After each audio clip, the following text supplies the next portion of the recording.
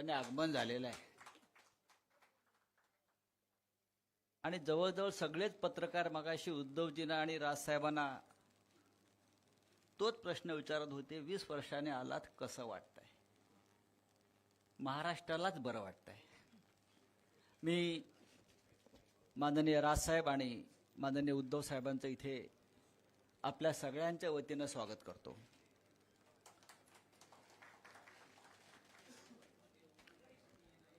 राजसाहेब आणि उद्धव साहेब एकत्र येणं म्हणजे आजही हिंदू अनडिवायडेड फॅमिली काय आहे याचं चित्र आहे. हा जमाना सध्या उद्धवजी आणि राजसाहेब एकत्र आल्यापासून सगळं काही संयुक्त होत आहे. संयुक्त सभा, संयुक्त पत्रकार परिषदा, संयुक्त मुलाखत आणि संयुक्त वचननामा. आज शिवशक्ती म्हणजे महाराष्ट्रातल्या 3 प्रमुख पक्षांची जी आघाडी आहे, शिवसेना, महाराष्ट्र नवनिर्माण सेना आणि राष्ट्रवादी काँग्रेसचा संयुक्त वचननामा आज प्रकाशित होतोय, प्रसिद्ध होतोय. खरं म्हणजे आदित्य ठाकरे आणि अमित ठाकरे यांनी 2 दिवसापूर्वी या सभागृहामध्ये वचननाम्यावरती सविस्तर चर्चा करून लोकांना माहिती दिलेली आहे. पण आज त्याचं अधिकृतपणे प्रकाशन होईल हे निमित्त आहे. पण पुन्हा एकदा राजसाहेब आणि उद्धव साहेब हे पत्रकारांसमोर संवाद साधण्यासाठी इथे उपस्थित आहेत. मी सगळ्यात आधी 20 वर्षांनी शिवसेना भवनात आगमन झालेल्या राजसाहेबांचं स्वागत करतो पुष्पगुच्छ देऊन. उद्धव साहेब त्यांचं स्वागत करतील.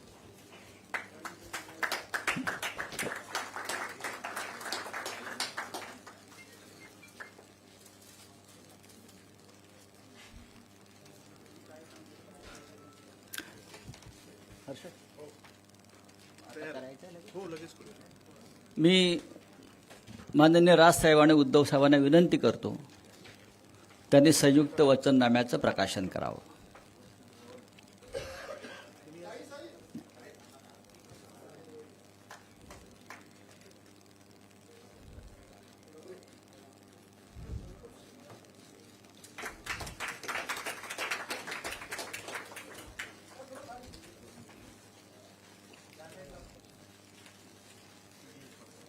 धन्यवाद. जय महाराष्ट्र. आता मला असं वाटतं की राजसाहेब राजसाहेब सुरुवातीला त्यांचं निवेदन करतील आणि त्यानंतर आपण उद्धवजींकडे माईक देऊ.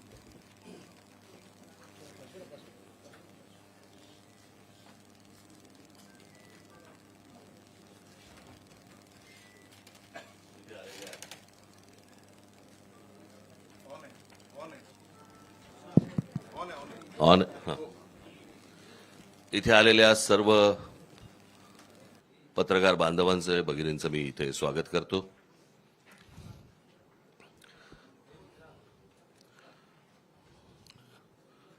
माझे मित्र संजय राऊत यांनी आता वारंवार उल्लेख केला, 20 वर्षानंतर राज ठाकरे आले. 20 वर्षानंतर मला खरं तर 20 वर्षानंतर सुटून आल्यासारखं वाटतंय.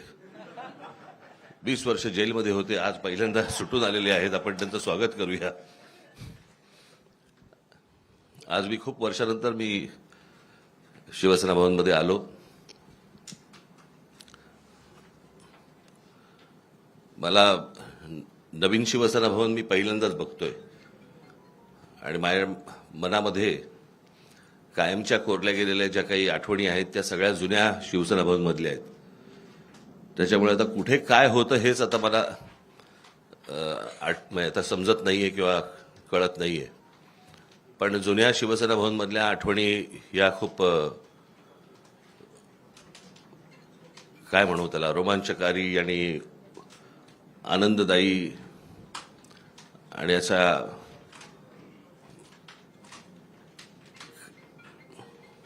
त्या आठवणींना म्हणजे मी तुमच्यावर जर बसलो मी तर इतक्या गोष्टी मला तुम्हाला सांगता येतील पूर्वीपासूनच्या.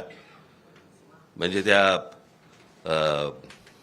77 साली मला असं वाटतं शिवसेना भवन झालं आणि 77 सालीच त्यावेळेला ती जनता पक्षाचं सरकार आलं होतं आणि मग इथून तिकडे ती सभा ह्यांची आटपल्यानंतर इथे शिवसेना भवनवरती दगडफेक झाली होती.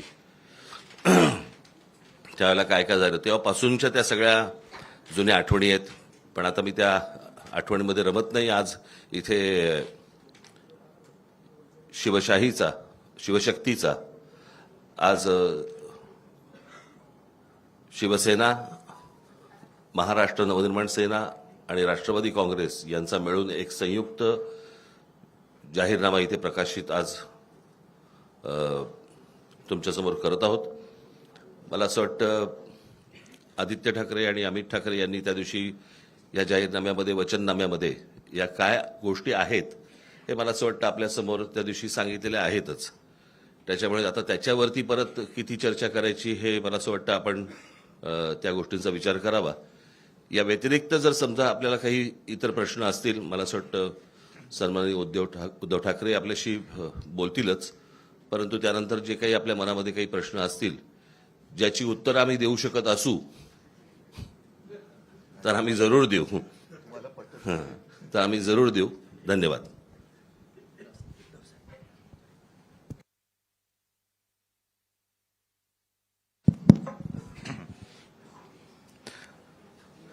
नेहमीच शिवसेना भवनमध्ये प्रवेश करताना आपल्यापैकी बरेच जण खाली उभे असतात आणि त्यांना काही ना काहीतरी मला विचारायचं असतं. पण आज गाडीतून पाऊल बाहेर टाकल्यानंतर ते आत्तापर्यंत 20 वर्षानंतर राज शिवसेना भवनमध्ये येत आहेत, दोन भाऊ एकत्र येत आहेत. आपल्याला काय वाटतं, कसं पाहता आपण याच्याकडे? म्हटलं अरे येऊ तर दे, मग पाहतो ना. साहजिकच आहे, आनंद आहे. एक संपूर्ण महाराष्ट्रामध्ये नवं चैतन्य सळसळतं आहे आणि आज आपल्या सर्वांसमोर शिवशक्तीचा वचननामा आम्ही जनतेच्या चरणी सादर करतो आहोत. या शिवशक्तीमध्ये शिवसेना आहे, महाराष्ट्र नवनिर्माण सेना आहे, शरद पवार साहेबांचा पक्ष जो त्यांचाच ओरिजिनल आहे, राष्ट्रवादी आहे, त्यांच्याकडनं विद्याताई आलेले आहेत आणि त्यांचे सुद्धा प्रतिनिधी, म्हणजे असं नका विचारू की राष्ट्रवादीकडनं कोण आलेले आहे की नाही, आलेले आहेत. आणि हा वचननामा आपल्या माध्यमातून जनतेच्या चरणी सादर केलेला आहे. बोलण्यासारखं बरंच काही आहे. आपल्या प्रश्नातनं जसं राज म्हणाले तसं आम्ही उत्तर देऊच. पण एकूणच जी काही आता झुंडशाही, याला लोकशाही म्हणता येणार नाही, आपल्या देशातली लोकशाही संपून झुंडशाही सुरू झाले असंच आता वातावरण आहे. म्हणजे आम्ही त्यांची मतचोरी पकडली. मतचोरी पकडल्यानंतर हा तो लाईट जरा बंद कर. मतचोरी पकडल्यानंतर त्यांनी आता उमेदवारांची पळवापळवी सुरू केली. साम दाम दंड भेद, म्हणजे एवढे निगरगट्ट आणि कोडगे राज्यकर्ते यापूर्वी महाराष्ट्राला तरी लाभलेले नव्हते. कल्याण डोंबिवली असो, ठाणे असो, बिनविरोध निवडणूक करून घेण्याची ही जी काय प्रक्रिया ते राबवत आहेत, हा लोकशाहीचा आणि जनतेचा अपमान आहे. काल परवापासून राहुल नार्वेकर, मी मुद्दामून नावानिशी बोलतो कारण विधानसभा अध्यक्ष हे विधानसभेत असतात, त्यांचा अधिकार हा सभागृहात असतो. सभागृहाच्या बाहेर ते राहुल नार्वेकर आहेत आणि तिथले आमदार आहेत. एक आमदार आपल्या अधिकाराचा दुरुपयोग करून दुसऱ्या म्हणजे जनतेवरती दमदाटी करतोय. त्यांचं संरक्षण काढून घेण्याचा आदेश स्वतः संरक्षणात राहून करतोय. माझं तर मत आहे हा विषय गांभीर्याने निवडणूक आयोगाने घ्यायला पाहिजे आणि तत्काळ अध्यक्षांना निलंबित केलं पाहिजे. कारण अध्यक्ष हे कोणत्याही पक्षाचे नसतात, ते जनतेचं जे काही न्यायासन आहे विधिमंडळ त्याचे अध्यक्ष असतात आणि तिकडे निष्पक्षपातीपणाने कारभार करण्याची जबाबदारी त्यांची असते. अध्यक्ष हे कोणत्याही पक्षाच्या प्रचाराला जाऊ शकत नाहीत किंवा त्यांनी जाता कामा नये, असा एक अलिखित किंवा लिखित दंडक आहे. त्याला छेद देणारं उद्दाम वर्तन त्यांनी परवा केलेलं आहे आणि म्हणून त्यांना तत्काळ निलंबित केलं पाहिजे. त्यांच्यावरती गुन्हा दाखल झाला पाहिजे. कारण असेच जर का सगळे वागायला लागले, अगदी मंत्र्यांना सुद्धा त्यांचा लवाजमा घेऊन निवडणूक प्रचारात फिरता येत नाही. हे ऑन द स्पॉट, म्हणजे हे काय तो जो काय नायक पिक्चर मधला अनिल कपूर स्वतःला समजतात, आणि यांचं आत्ताच्या आत्ता संरक्षण काढून घ्या. संरक्षण देण्याचा आणि काढण्याचा अधिकार हा विधानसभा अध्यक्षांना सभागृहामध्ये असतो. बाहेर तसं कोणाचेही संरक्षण काढण्याचा अधिकार हा त्यांना नसतो आणि नसायला पाहिजे. एकूण काय की निवडणुकीमध्ये दमदाटी करून जिथे जिथे बिनविरोध निवडणुका झाल्यात, हे मला असं वाटतं निवडणूक आयोगाचं थोडंसं नाटक आहे की त्यांचा निकाल त्यांनी राखून ठेवलेला आहे. शेवटी ते त्यांच्याच वळचणीला जाणार आणि ते जाहीर करणार. पण तिथल्या मतदारांना मतदानापासून त्यांनी वंचित ठेवलेलं आहे.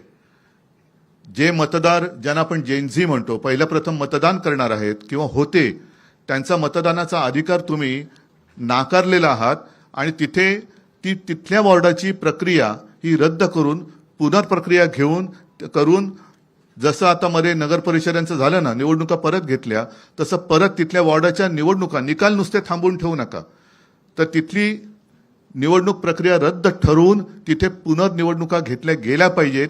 तर तुम्ही लोकशाहीचे रक्षक आहात. नाहीतर तुम्ही म्हणजे निवडणूक आयुक्तांना म्हणतोय की तुम्ही सत्ताधाऱ्यांचे गुलाम आहात. हा जनतेमध्ये एक समज तुमच्याबद्दल होईल, तो होऊ देऊ नका. बाकी प्रश्न आहेत, त्या प्रश्नाबद्दल तुम्ही प्रश्न विचारा, आम्ही उत्तर देऊ. बोलण्यासारखं खूप आहे. जसं जमेल तुमच्या प्रश्नाच्या निमित्ताने आम्ही बोलत जाऊ. पण ह्या गोष्टी मात्र ठळकपणाने अधोरेखित करण्यासारख्या आहेत. परत एकदा सांगतो, राहुल नार्वेकर यांना विधानसभा अध्यक्षपदावरून निलंबित केलं गेलं पाहिजे. त्यांच्यावरती गुन्हा दाखल झाला पाहिजे आणि जिथे जिथे बिनविरोध निवडणुका ह्या करून घेतल्या गेलेल्या आहेत तिकडे निवडणूक प्रक्रिया ही नव्याने राबवली गेली पाहिजे.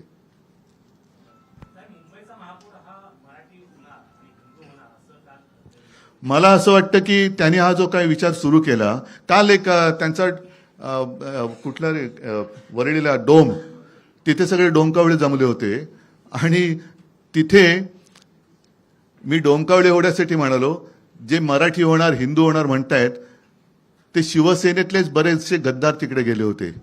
ते कोण आहेत धर्माने? ज्यांना शिवसेनेने मोठं केलं ते धर्माने कोण आहेत?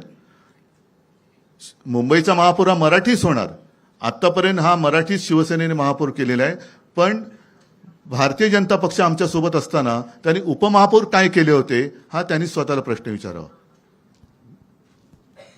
मुख्यमंत्री असं म्हणतायत की त्यांनी महायुतीने केलेल्या प्रकल्पांचं श्रेय चोरलं जातंय आणि ते लोकांसमोर मांडलं जातंय. हा प्रश्न एक चांगला आहे. आम्ही साधी साधी कामं केलेली आहेत. आम्ही मुंबईमध्ये 25 वर्ष खूपच साधी कामं केलेली आहेत आणि आम्ही ते होर्डिंगवरती दाखवतोय आता, होय हे आम्ही केलं. ह्याच्यामध्ये काय आहे की साधं कोस्टल रोडचं काम केलेलं आहे, साधं मध्यवैतरणा धरण बांधलेलं आहे, कोरोनामध्ये साधी साधी कामं केलेली आहेत. त्यांनी आमच्या छोट्या कामांचं श्रेय घेण्यापेक्षा त्यांनी जी काही कामं केलेत, म्हणजे मोदीजींनी कैलास पर्वत बांधलेला आहे, स्वर्गातून गंगा त्यांनी आणलेली आहे, अरबी समुद्र इंडियानी केलेला आहे, ही कामं त्यांची मागे पडतायत. तर आम्ही केले. आता म्हणजे मी येताना पाहिलं, जो रिगलच्या इथे हिंदू हृदय सम्राट शिवसेना प्रमुखांचा पुतळा आहे, जी जागा आम्ही सिलेक्ट केली, तो पुतळा माझ्या देखरेखीखाली तयार झाला, त्याचा संपूर्ण खर्च आम्ही केला, तेही श्रेय मिंदे घेतोय. तर आमची छोटी छोटी कामं आहेत. पण केवढी मोठी कामं तुम्ही केलेत. कैलास पर्वत मोदीजींनी बांधले, का नाही तुम्ही सांगत? गंगा मोदीजींनी स्वर्गातून आणली पृथ्वीवरती, हे तुम्ही का नाही सांगत? अरबी समुद्र देवेंद्र फडणवीस आणि मिंद्यांनी केलं. ज्या अरबी समुद्रात शिवस्मारकाचं जलपूजन मोदीजींनी केलं होतं, ते पाण्यातलं शिवस्मारक काढणार कधी बाहेर? समुद्र मंथन हे सुद्धा त्यांनीच केलं होतं. त्याच्यामुळे समुद्र मंथन करून ते शिवस्मारक त्यांनी बाहेर आणावं, जसं अमृत आणलं तसं. आमची छोट्या कामाची काय तुम्ही श्रेय घेताय? ज्या वेळेला मुंबईमध्ये देवेंद्र फडणवीस किंवा एकनाथ शिंदे मिंध्यांना कोणी ओळखत नव्हतं, तेव्हापासून कोस्टल रोडची प्लॅनिंग, त्याच्या आधी मिडल वैतरणा धरण, त्याच्यानंतर आम्ही हॉस्पिटल्स बांधलेली आहेत, अनेक सुविधा केलेल्या आहेत. ही छोटी छोटी कामं आहेत. त्यांनी केलेली मोठी कामं आहेत. परत एकदा सांगतो, मोदीजी कैलास पर्वत बांधलेला आहे, स्वर्गातून गंगा मोदीजीने आणली, अरबी समुद्र या मिंद्याने आणि गद्दारीने केलेला आहे निर्माण, तर ते श्रेय त्यांनी घ्यायला पाहिजे. सगळे विरोधक ईव्हीएम बद्दल शंका घेत होतात, पण आता बिनविरोधचा जो काही धडाका लावलेला आहे त्या संदर्भात सगळे विरोधक तुम्ही एकत्र येणार आहात का किंवा काय कोर्टात जाऊन त्या संदर्भात? कोर्टात जाऊन काय होणार आहे? विश्वास ठेवायचा तरी कोणावर? ही प्रक्रिया, म्हणून म्हणतो की निवडणूक आयोगामध्ये दम असेल तर त्यांनी नुसता निर्णय राखून नाही ठेवायचा तो. आणि महत्वाचा मुद्दा म्हणजे अर्ज भरताना ते जे सगळे आरोह होते, त्या आरोनचा टेलिफोनचा रेकॉर्ड काढा. कोणी कोणी त्यांना फोन केले होते ते काढा. का तोही रेकॉर्ड आता व्हिडिओच्या सीसीटीव्ही कॅमेऱ्याच्या फुटेजप्रमाणे नष्ट केलाय तेही लोकांना कळू द्या.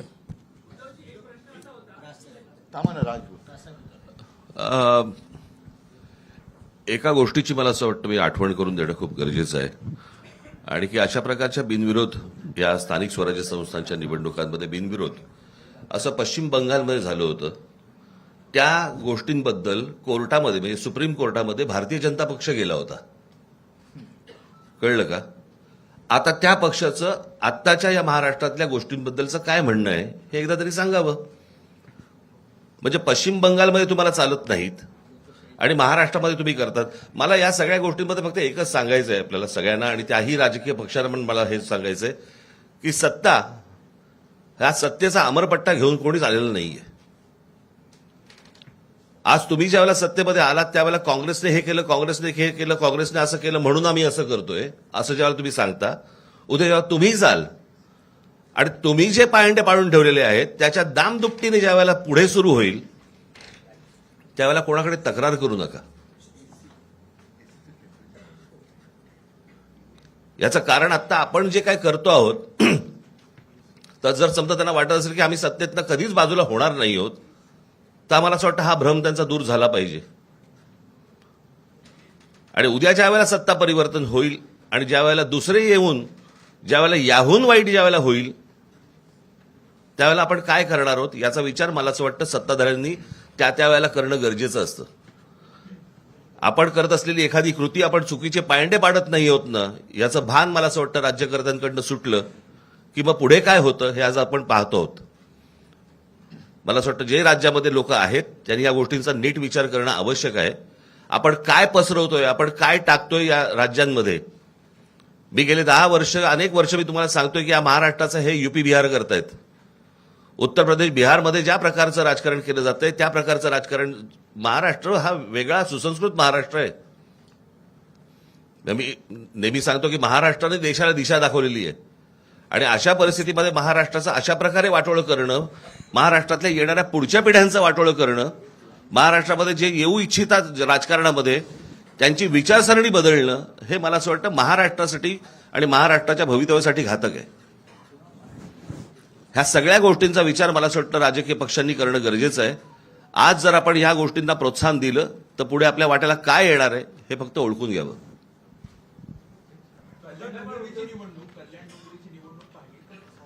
नाही एकच सेकंद जरा मरे मी थोडंसं काल मुख्यमंत्री बोलले, कारण मुंबई महापालिका ही एकमेव महापालिका होती असं आता म्हणावं लागतं की जिच्या मुदत ठेवी 92,000 कोटीपर्यंत आम्ही नेऊन दाखवल्या होत्या.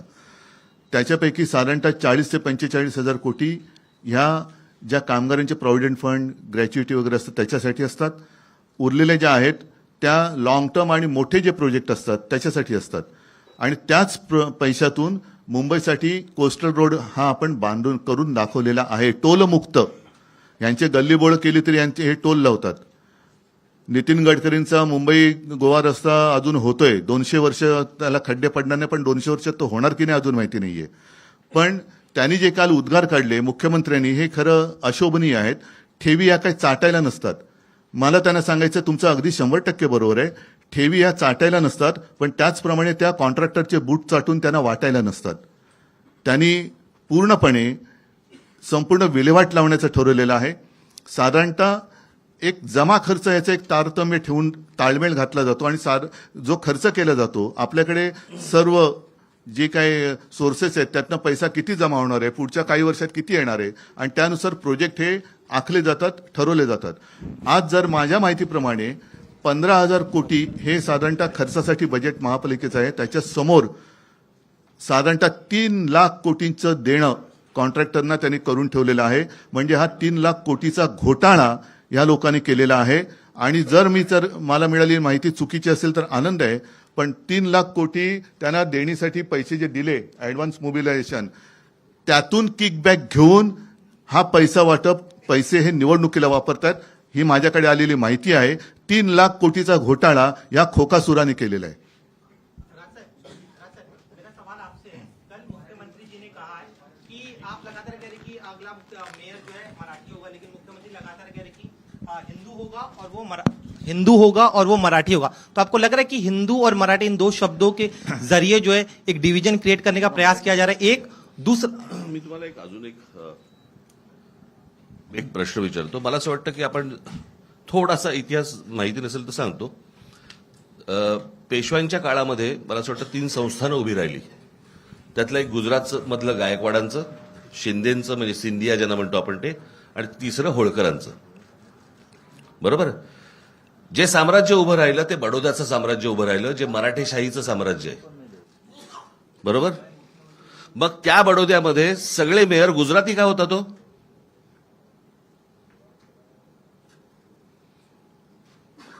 हा महाराष्ट्र आहे. महाराष्ट्रामधल्या प्रत्येक शहरामधला महापौर हा मराठीच होणार. इथे कसलं हिंदू मराठी करताय तुम्ही?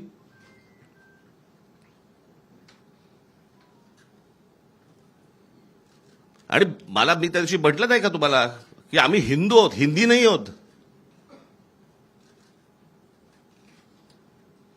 तुम्हाला महाराष्ट्रातल्या या शहरांमध्ये मराठीचा मान हा तुम्हाला राखलाच पाहिजे.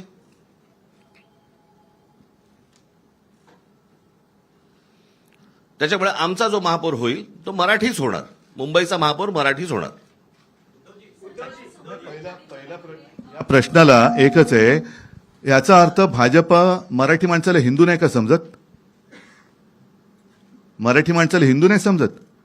मराठी जसं राज म्हणाला तसं आम्ही मराठी आहोत, अस्सल हिंदूच आहोत. आणि अगदी संयुक्त महाराष्ट्रापासून जो मुंबईसाठी लढा दिला गेला त्याच्यामध्ये आत्ताचा भाजप किंवा तेव्हाचा जनसंघ हा कुठे होता? हा कधी मराठी माणसांच्या आणि हिंदूंच्या बाजूने उभा राहिलाय? उद्धव सर बोला. एक मिनिट. ऑन नाही. नाही तो त्यांचा माहिती आहे. बरं. ज्यावेळेला आपण हे म्हणतोय की मुंबईमध्ये मराठी माणसावर अन्याय होतोय आणि तुम्ही तो मुद्दा घेऊन पुढे जात असाल तर या संपूर्ण वचननाम्यामध्ये मराठी माणसासाठी अशी कुठली वचनं आहेत? कारण त्या प्रत्येक ठिकाणी मुंबईकर असे उल्लेख पाहायला मिळत आहेत. याचं कारण असं आहे की हा निवडणूक आयोगाला पाठवला जातो आणि त्यांच्याकडनं सँक्शन होऊन येतो. आम्हाला माहिती आहे आत्ताच्या सरकारमध्ये काय परिस्थिती आहे. आम्हाला मुंबईकर म्हणजे मराठी माणूसच सांगायचं आहे, परंतु त्यांना जर समजा मराठी माणूस याच्यावरती जर रिजेक्ट झाला असता म्हणून आम्ही मुंबईकर टाकले. अजून काही? म्हणजे ही सगळी आश्वासनं मराठी माणसासाठी असतील असं मानायचं का? अहो, साधी एक गोष्ट सांगतो. आम्ही केलेल्या कामाची एक पुस्तिका आणि त्याच्याही बद्दल आदित्यने एक प्रेझेंटेशन दिलं होतं एनएसी तिकडेच. हे काल डोम कावळे जमलेलं त्याच डोममध्ये. आणि त्याच्यानंतर एक कोरोनाच्या काळात केलेल्या कामाची आम्ही पुस्तिका केली. ती पुस्तिका त्यांनी रिजेक्ट केली. आता ते तर मी काय थांबणार नाही. ते तर पुस्तक मी बेधडकपणाने वाटणार. निवडणूक आयोगाला जे काय शब्द आहे तो वापरा, करायचं ते करा. कारण ते काम आम्ही केलेलं आहे. त्या कामामध्ये जे सहभागी झाले सगळे मुंबईकर होते, सगळे महाराष्ट्राचे रहिवासी होते, आहेतच, नागरिक होते. आणि ते काम आम्ही केले. कारण निवडणूक आयोगाच्या परवानगीने आम्ही कोरोनाचं काम केलेलं नव्हतं. त्याच्यामुळे कोरोना काळामध्ये जिथे उत्तर प्रदेशमध्ये गंगेमध्ये प्रेतं वाहत होती, आता परत मग देवेंद्र फडणवीसांना विचारलं ती प्रेतं कोणाची होती, हिंदूंची होती का मुसलमानांची होती? आणि त्या काळात आम्ही मुंबई मॉडेल हे जगभरामध्ये गाजलं. अगदी त्या WHO अध्यक्षांनी सुद्धा त्याचं तारीफ केलेली सुप्रीम कोर्टाने केली, न्यूयॉर्क टाइम्समध्ये आलं. हे काम आम्ही जे म्हणजे हे काय अभिमान नाही पण एक समाधान आहे की त्यावेळेला आपण हे काम करू शकलो. चीनमध्ये 15 दिवसात फील्ड हॉस्पिटल झालं, आपल्या मुंबईमध्ये 18 दिवसात झालं. हे आम्ही सांगणार. याच्यामध्ये निवडणूक आयोग आला तरी त्याला बाजूला सारून आम्ही कोरोनात केलेलं काम हे सांगणार. निवडणूक आयोगाने ते अडवण्याची हिंमत दाखवावी. सर एक प्रश्न असा आहे, इकडे बोलतोय, इकडे एक प्रश्न असा आहे की जो जाहीरनामा करत आहात त्यामध्ये जे विविध विकास कामं आहेत ते करणार असल्याचं सांगितलं जात आहे. परंतु मुंबई अधिनियम 1988 नुसार काही कामं जे आहेत ते ऑलरेडी महापालिकाच करत आहेत आणि जे काही नवीन कामं करायची आहेत त्यासाठी राज्य सरकार, केंद्र सरकार यांची परवानगी लागते. त्यामुळे तुमचं बहुमत आल्यानंतर जे विकासाची कामं सांगितली आहेत ती कशा प्रकारे होणार? कारण राजकारण आता कसं झालंय हे बघितलंय. राज्य सरकार किंवा केंद्र सरकारच्या परवानगीची गरज आहे. चांगल्या कामांना जी आम्ही चांगलं कामं करू इच्छितो, जी याच्यामध्ये दिलेली आहेत, त्याला केंद्र आणि राज्यांनी विरोध करावा.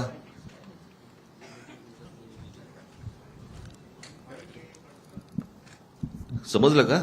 की इकडे तिकडे बघत होतस तू? अं?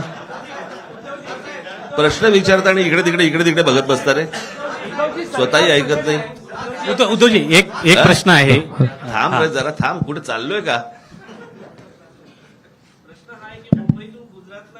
अरे एक मिनिट, त्याला तुला मी काय बोललो हे समजलं का? हा हा. परंतु या आता जे राजकारण होत आहे, तुम्ही सत्ताधाऱ्यांना नेहमी कोस्टल रोडचं डिझाईन तुम्हाला परमिशन देणार नाही. परत ऐक ना, माझं तेच म्हणणं आहे, चांगल्या कामांना राज्य आणि केंद्र सरकारने नाकारत होते पहिलं. हे तुमच्या समोरच येईल ना की आम्ही ह्या योजना करायचं म्हणतोय, ह्याच्यासाठी राज्याची किंवा केंद्राची परवानगी पाहिजे आणि हे नाही देत आहेत. कळलं? बघू. उद्धवजी जरा थांबा ना रे. केंद्र आहे ते याच्याच प्रश्नाच्या संदर्भात, कारण ते पुन्हा आणायचं म्हटल्यानंतर राज्य सरकार असो केंद्र सरकार असो ते येऊ देईल का? त्यांना आडउतर दे, तेच तर राज म्हणाले ना, त्यांना आडउतर द्या, म्हणजे त्यांचं जे काही ढोंग आहे ना ते बाहेर पडेल. जसं एक मुद्दा किंवा दोन गोष्टी आहेत ज्याच्याबद्दल मी मुख्यमंत्री असताना गो अहेड दिला होता, ते म्हणजे मराठी रंगभूमीचं दालन ते यांनी रद्द केलं बिर्ला तिकडे चौपाटीला, आणि ते हे बिल्डरच्या घशात घातलं. वरळी दुग्ध डेअरी आहे तिथल्या सगळ्या कामगारांचं नीट तिथेच पुनर्वसन करून तिथे आपण जागतिक दर्जाचं पर्यटन केंद्र करणार होतो, ते आता यांनी रद्द करून तेही बिल्डरच्या घशात घालतायत. देवनार डम्पिंग ग्राउंड हे बिल्डरच्या घशात घालतायत. कुर्ला मदर डेअरी अदानीच्या घशात घातलेली आहे. मुलुंडचा सगळे ती कांजूरचे मिठागर आहेत ती अदानीच्या घशात घातलेली आहेत. म्हणजे यांचा महापूर होणार नाही, पण झाला तर मुंबईचं अदानीस्थान होईल, हे माझं स्पष्ट आणि ठाम मत आहे. उद्धव साहेब 2017 तुझा मराठी भाषा भवन सुद्धा यांनी अडून ठेवले. एक मिनिट, तुझं विचारून झालं ना मगाशी, जरा बाकीच्यांना पण विचारू देत एक जा. लास्ट नाही, एक नाही, थांब. एक लास्ट उद्धवजी सरकार लाडक्या बहिणीसाठी 1,500 रुपये देत आहे, मात्र आपल्या वचननाम्यामध्ये सुद्धा घरकाम करणाऱ्या महिलांसाठी तुमचा विरोध आहे का? नाही, 1,500 रुपये असं तुम्ही म्हणत आहात, मात्र महिलांसाठी आता हे जो निधी दिला जात आहे त्याऐवजी त्यांना घरकाम द्या किंवा त्यांना जे असेल काम द्या असं सुद्धा ते म्हणत आहे. त्यामुळे निधी देण्याऐवजी काम देणं हे गरजेचं आहे. दोन्ही करणार, आणि म्हणूनच आर्थिक केंद्र जे आहे त्याची गरज, कारण मुंबईमध्ये आर्थिक केंद्र जे केलं होतं ते मनमोहन सिंगांनी जाहीर केलं होतं. बरोबर आहे, म्हणजे त्यांचं प्रेम हे मुंबईवरती होतं, पण हे आल्यानंतर ते आर्थिक केंद्र उचलून त्याने अहमदाबादला नेलं. म्हणून मुंबईकरांसाठी रोजीरोटीसाठी काही उत्पन्नाची साधनं निर्माण करायची, त्याच्यासाठी आर्थिक केंद्र हे पुन्हा परत आणण्यापेक्षा आम्ही नव्याने करू. 2017च्या वचननाम्यामध्ये आपल्या उद्धव साहेब मुंबईकरांना 24 तास पाणी देण्याचं एक आपण वचन केलं होतं, त्यासाठी गारगाई पिंजाळ धरणाचा सांगतो. देखील ते उल्लेख केला आता होता, मी परंतु काढलेलं आहे. आत्ताच्या याच्यात याच्यामध्ये ठेवलेलं दिसत नाही. हां. सांगतो, हा चांगला प्रश्न विचारला. 2017च्या वचननाम्यामध्ये गारगाई पिंजाळ ही 2 धरणं आम्ही करू हे वचन होतं.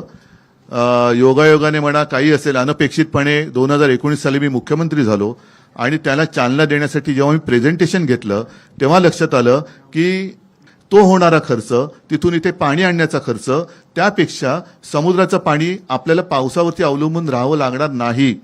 मी मुख्यमंत्री असताना शेवटचा जो काही अर्थसंकल्प महापालिका आयुक्तांनी मांडला होता त्याच्यामध्ये 400 MLD पर डे, म्हणजे जेवढं आता तानसातनं पाणी मुंबईला एका दिवसात मिळते त्याचा पायलट प्रोजेक्ट लावणार होतो, आणि तो आत्ता या डिसेंबरपर्यंत पूर्ण झाला असता. म्हणजे आत्तापर्यंत आपल्याला 400 MLD पाणी जे तानसातनं मिळते ते समुद्राचं पाणी प्यायला पिण्यायोग्य करून उपलब्ध झालं असतं, आणि ते यशस्वी झाल्यानंतर मग समुद्र आहे, जो समुद्र या मिंद्याने आणि यांनी निर्माण केला आहे तो असाच ठेवलेला आहे, तर त्याचं पाणी आम्ही पिण्यासाठी करणार होतो.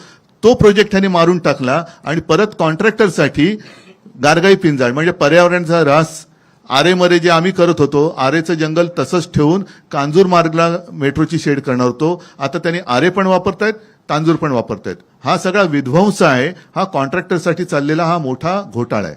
उद्धवजी इकडे एक प्रश्न आहे की या निवडणुकीमध्ये वारंवार असं म्हटलं जातं आहे की मराठी माणसाचं अस्तित्व टिकवण्याची ही लढाई आहे.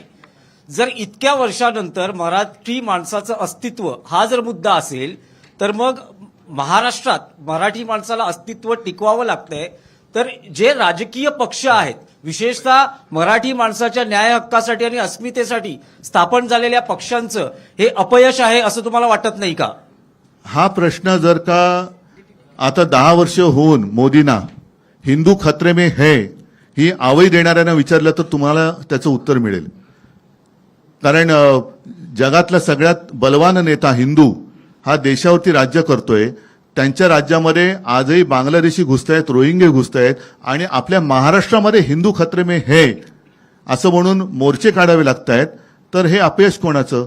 आणि मराठी माणसाबद्दल म्हणाल तर माझं सरकार पाडल्यानंतर ही जी परिस्थिती उभी राहिलेली आहे, मराठी माणसाचा परोपरी अपमान होतोय, त्याला घर नाकारलं जातंय, त्याच्या आहारावरनं त्याला सुनावलं जातंय. हे सगळे गेल्या 2 वर्षात सुरू झाले. मी मुख्यमंत्री असताना मराठी सक्तीची केली होती, तो सुद्धा यांनी आदेश मला वाटतं रद्द केलेला आहे. मराठी भाषा भवनाचं काम हे पाडून ठेवलेलं आहे. ह्या अनेक गोष्टी तुम्हाला सांगता येतील. आणि हा सगळा काळ हा आता गेल्या 2 ते 3 वर्षातला आहे. होऊ देणार नाही, मुंबईचा न्यूयॉर्क होऊ देणार नाही, मुंबईचा रंग असं आम्ही कोण बदलू बोललं? देणार नाही. कोण बोललं? हे सगळे भाजपचे पदाधिकारी आणि मुंबई अध्यक्ष बोलतात. चाटम नाही काय मला ऐकायला नाही आलं. माईक घ्या ना जरा. चाटम उद्धवजी, मुंबईची निवडणूक आली की उद्धवजी मुंबईची निवडणूक आली की मुंबई तोडली जाणार अशी चर्चा सुरू होते. त्याबद्दल आपल्याला काय वाटतं असं मी आपल्याला विचारतो. याचं कारण म्हणजे काल मुख्यमंत्री म्हणाले की मी मुंबईत वरून डोळे फाडून फाडून बघितली, कुठेही मला सरकलेली दिसली नाही. आणि जे सातत्याने अशा पद्धतीचा प्रश्न उपस्थित करतात त्यांची बुद्धी सरकलेली आहे. मुंबईकर येत्या निवडणुकीत आणखीन काहीतरी त्यांचं फाडणार आहे. दुसरा मला राज ठाकरेंना एक प्रश्न विचारायचा आहे. राजसाहेब, काल मुख्यमंत्र्यांनी थेट असं म्हटलेलं आहे की हिंदू हृदय सम्राट बाळासाहेब ठाकरे यांच्या कृतीचा जर वारसा कोणी चालवत असेल तर ते एकनाथ शिंदे चालवतात आहे. याबद्दल आपल्याला काय म्हणायचं आहे? ढाण्या वाघ असं देखील म्हणाले. राजसाहेबांकडून उत्तर अपेक्षित आहे. ठाण्या पण नाही तर ढाण्या कुठून येणार? मला उद्धव अरे थांब, राजला विचारलं मी उत्तर देतो.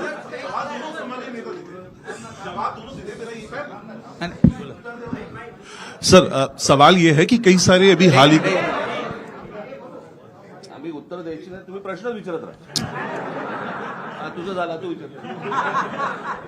विचार काय झालं? हा बोल. धान्या वाघ जे म्हटलं मी हसलो नाही करत.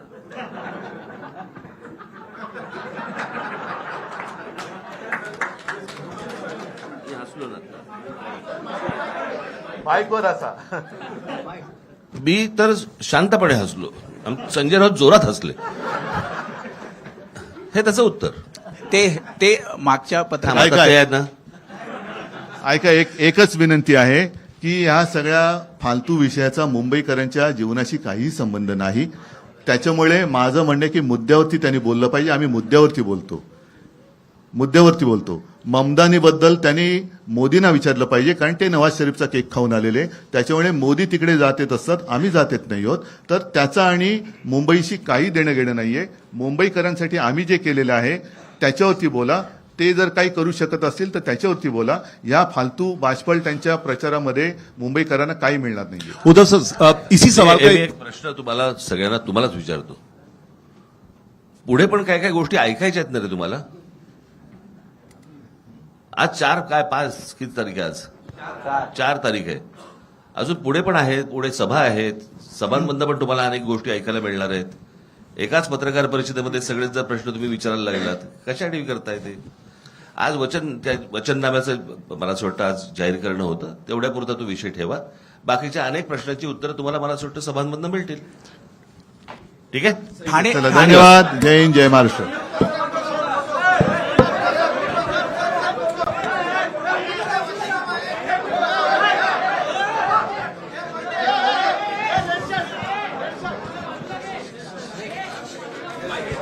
Bye.